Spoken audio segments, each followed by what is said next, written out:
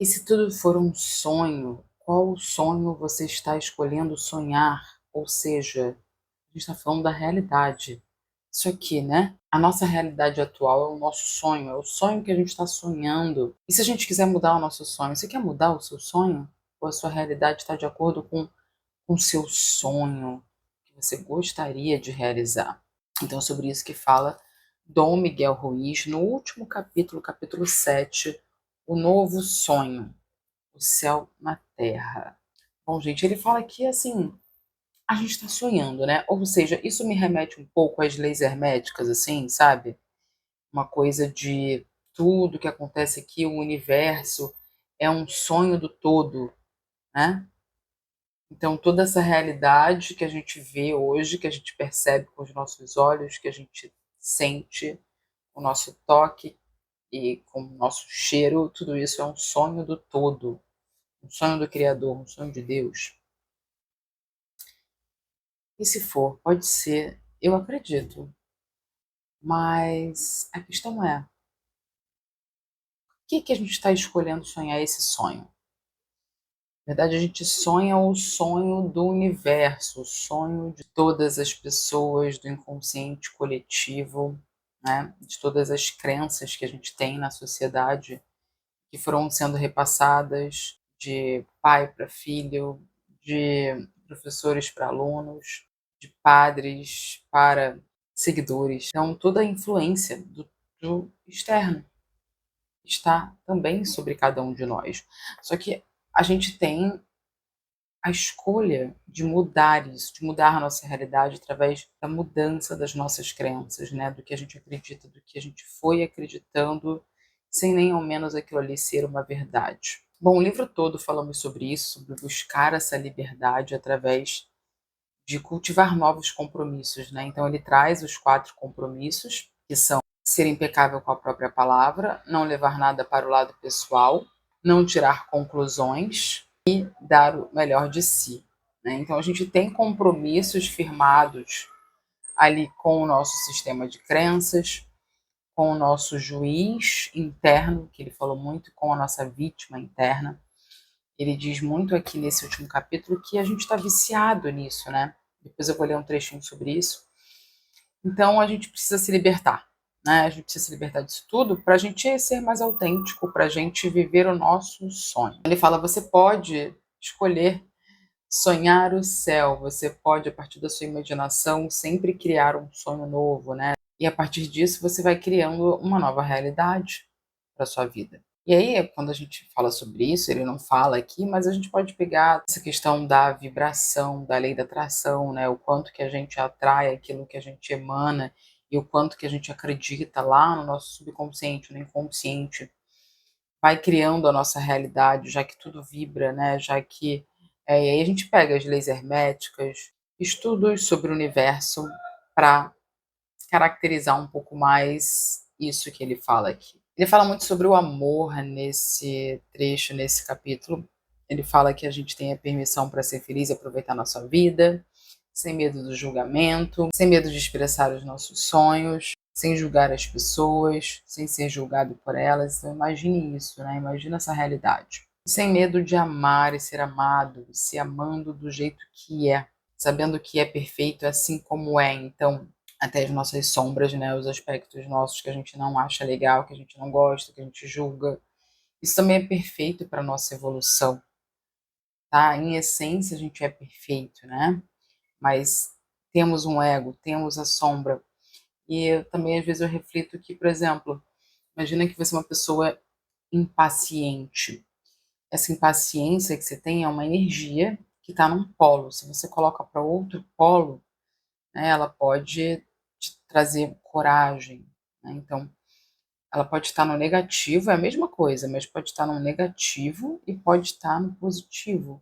É você usar essa energia que a impaciência, a raiva, ela é uma energia forte, né? Ativa, sabe? É um fogo interno e você pode canalizar isso para outras coisas. É entender isso, tá? Essa energia, eu não preciso descartar ela, não preciso descartar essa energia. Não é que ela é ruim, mas eu posso canalizá-la para coisas boas. Que nem se você é muito sensível, né? Você sente muito, então você pode usar a coisa ruim, né, da sensibilidade, ficar muito sensível e se sentir fraco, uma pessoa esponja que absorve tudo e que acaba se colocando como vítima, acaba sofrendo com a própria sensibilidade, com as dores do mundo. Então, você tem isso, você pode canalizar isso para algo melhor, que seria você trabalhar a sua intuição, a sua sensibilidade, no sentido de ajudar as pessoas, não de se sentir sempre ofendido, querendo se proteger das ameaças que vão te ferir emocionalmente, mas sim canalizar essa energia para se doar aos outros, acolher os outros emocionalmente, trabalhar a sua intuição, a sua capacidade em imaginar também, que é muito dessa energia, por exemplo, da água. Ter essa percepção para a gente se acolher por inteiro, tanto sombra quanto a luz, sabe? A nossa realidade mais profunda é a nossa luz, a nossa essência espiritual, né? Que é a centelha divina em nós. Mas, assim, aqui como humanos, temos essas energias predominantes e é uma questão de canalizar para algo melhor. Que isso que a gente faz com a astrologia, né? A gente pega o nosso mapa e a gente canaliza a gente entende aquela energia ali, então, eu tenho uma lua em Áries, você entende aquela energia, você escolhe canalizar para o bem. Né? Você vê que você pode estar canalizando aquilo para o mal e muda, direciona para algo melhor. Ele fala muito sobre que o amor nos eleva, né? Quando a gente ama as coisas, a gente está bem. E essa coisa do amor se torna um conceito um pouco abstrato. Ele diz que o amor é um estado de graça. E para mim esse amor, ele vem da presença e ele vem da gratidão, né? Da capacidade de a gente estar presente, vivendo a vida agora e sendo grato pelo que a gente tem, pelo momento presente. E a presença é sempre o melhor remédio para mim, assim, sabe?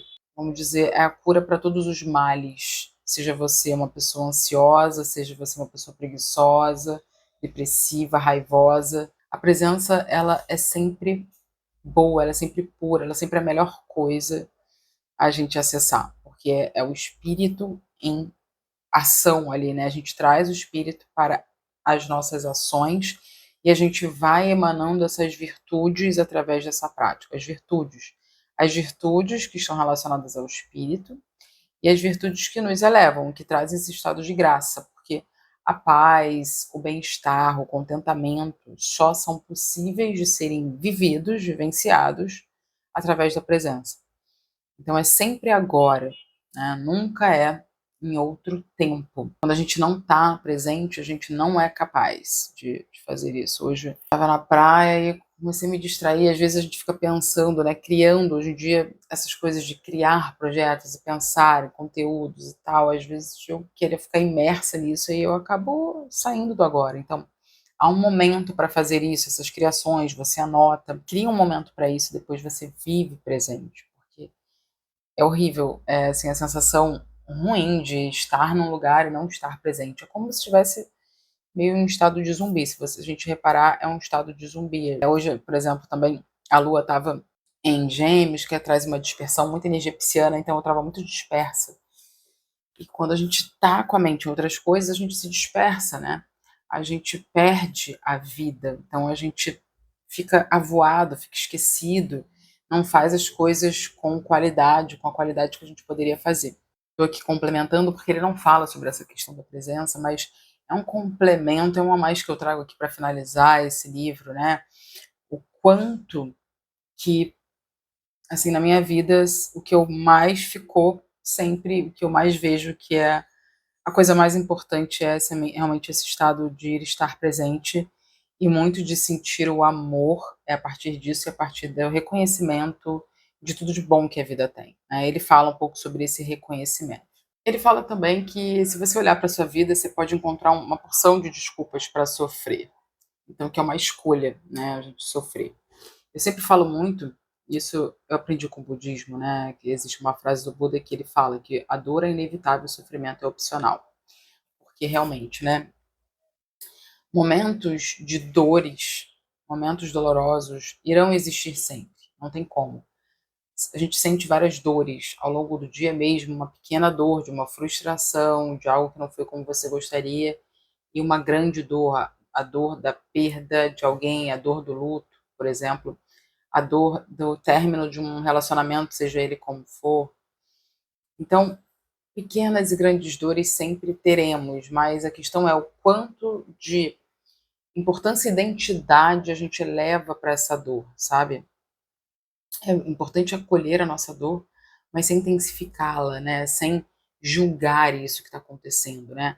Quando a gente aceita essas dores, quando a gente aceita o que a vida está nos trazendo.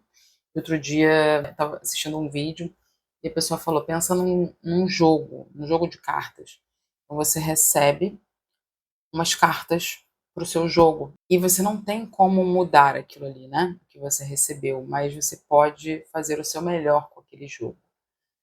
Então você pode sofrer com aquilo, né? Ficar, nossa, que horrível esse jogo, e se lamentando durante toda a partida e não aproveitando, né? Não aproveitando a partida, não dando o melhor de si e talvez, muito provavelmente você perca, né? Com esse estado de espírito, a gente acaba perdendo mesmo. E aí você vai falar que era um jogo ruim. Mas se talvez você aceitasse aquelas cartas e você falasse, eu vou dar o meu melhor, e você colocasse todo o seu empenho naquilo ali, da sua força de vontade, resiliência, vontade realmente de fazer o melhor que você pode, de ganhar aquele jogo, aquela partida, é muito possível que você vença mesmo com aquelas cartas que não estavam tão boas no início, né? Então você virou o jogo. Acho que isso é muito sobre o que a gente recebe e coisas que não estão no nosso controle, que a gente não pode mudar, não quer dizer que a gente vai se conformar, né? Muitas vezes, quando a gente não aceita, a gente rejeita aquilo, mas a gente acaba se conformando com aquilo. Falar, não tem nada que eu possa fazer. Mas muitas vezes a gente pode fazer algo com o que nos é dado, né? E a partir disso, novas coisas vão surgindo, coisas muito mais alinhadas com os caminhos que a gente quer seguir. Então ele termina falando que a felicidade é uma escolha, assim como o sofrimento é uma escolha. Você pode viver no inferno, escolher viver no inferno ou no céu. Cabe a você, cabe a nós escolhermos o tempo todo se a gente está vivendo no céu ou no inferno. Né? Então, seja como estiver sendo a vida, céu e inferno estão na nossa mente, é a partir da nossa interpretação sobre aquilo. E eu não estou aqui romantizando a dor, né? Existem momentos de muita dor e a dor precisa ser acolhida. Como eu falei, é importante acolher, mas depois o que você faz com isso? Como que você se coloca diante desse acontecimento, apesar da dor? Com resistência sobre aquilo ou com entrega, confiando em algo maior, confiando na vida que está sempre a nosso favor, a favor de todos, a favor do bem maior? Então, esse trechinho que ele fala aqui, ó. Infelizmente, sua identidade está misturada ao sonho do planeta.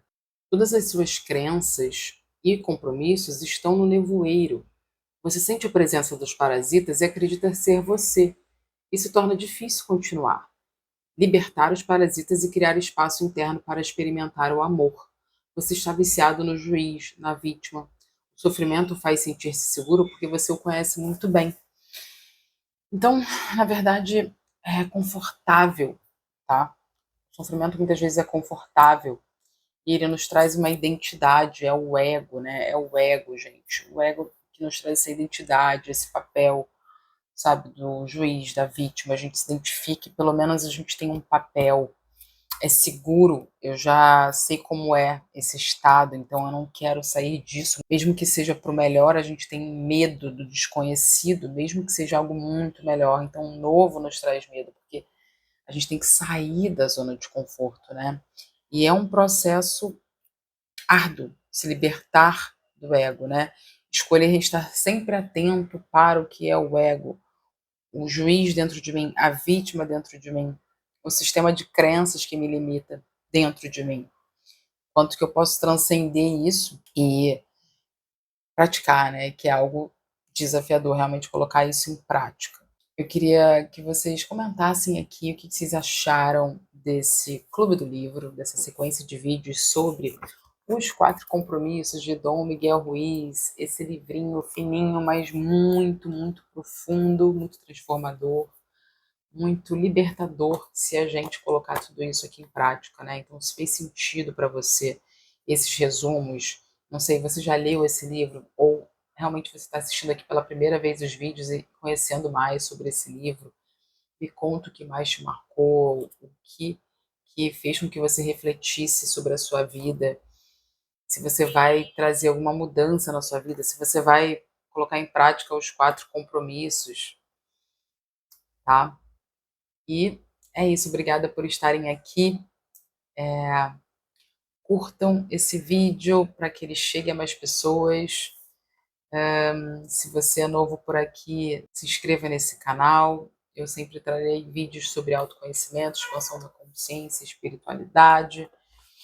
Então, seja muito bem-vindo e até o próximo vídeo. Fiquem com Deus.